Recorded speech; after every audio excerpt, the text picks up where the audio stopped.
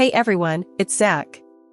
Today we're tackling natural language processing and the technology at the core of ChatGPT, the transformer.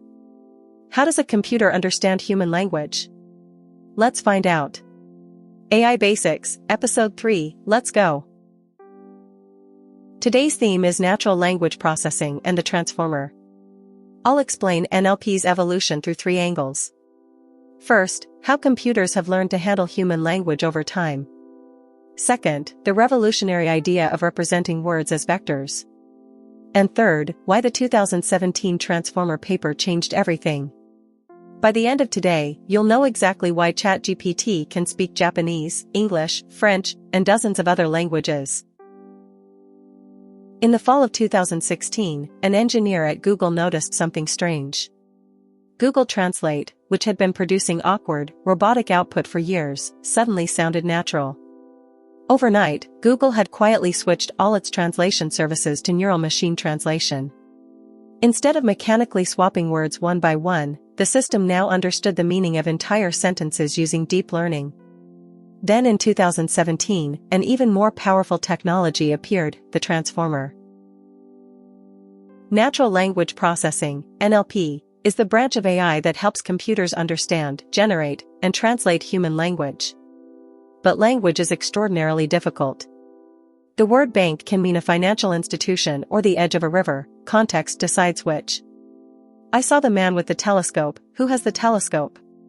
Language is full of ambiguity, context dependence, and implicit knowledge that humans absorb effortlessly but that computers have historically struggled with. Early NLP started with bag of words, BAW. You count how many times each word appears in a document and use those counts as features. Simple, but it ignores word order entirely. The dog bit the man and the man bit the dog have identical BAW representations. Ngrams improved this by modeling short sequences of consecutive words, but long-range dependencies were still out of reach. In 2013, Google released Word2Vec and NLP changed completely. Instead of treating words as arbitrary symbols, Word2Vec represents each word as a point in high-dimensional space, a vector. Words used in similar contexts land near each other.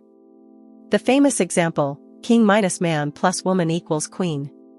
The meaning of a word is encoded in its geometric relationship to other words. For the first time, computers could actually compute with meaning. RNNs and LSTMs advanced language processing, but they had 2 fundamental limits. First, long-range dependency.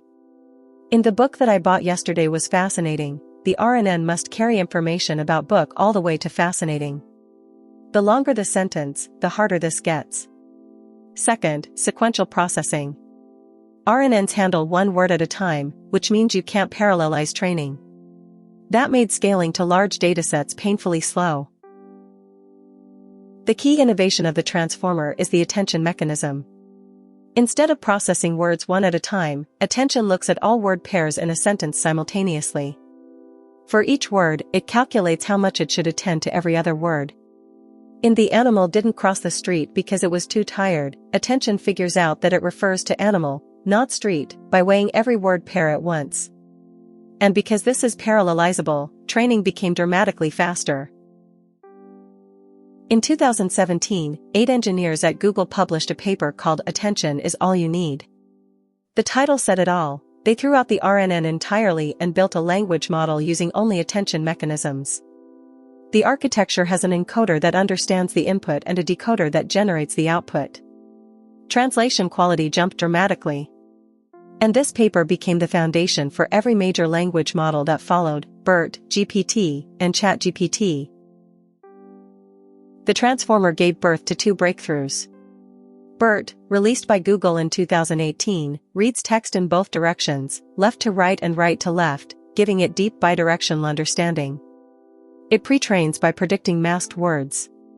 GPT, developed by OpenAI starting in 2018, pre-trains by predicting the next word, the foundation of generative AI. Both use the same core idea, pre-train on enormous amounts of text, then fine-tune on a small amount of task-specific data.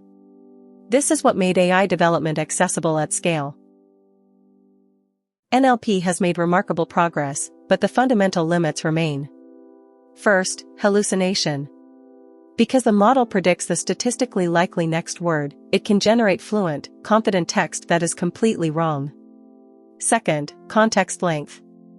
The attention calculation grows quadratically with sequence length, so very long documents are still difficult to process fully. Third, and most fundamental, language models don't actually understand language. They match statistical patterns. Whether that constitutes understanding in any meaningful sense is an open question that no one has answered. Let's go back to where we started. Why did Google Translate change overnight? Because deep learning learned language patterns from massive amounts of data. Then the transformer took it to another level. Here's the summary. NLP evolved from bag of words to word2vec to RNNs to the transformer. The attention mechanism lets the model see all word relationships simultaneously. The 2017 Transformer paper became the foundation for BERT, GPT, and ChatGPT. And language models don't actually understand language, they follow statistical patterns. That question remains open. In episode 4, we're going inside ChatGPT itself. How does a generative AI actually work in practice?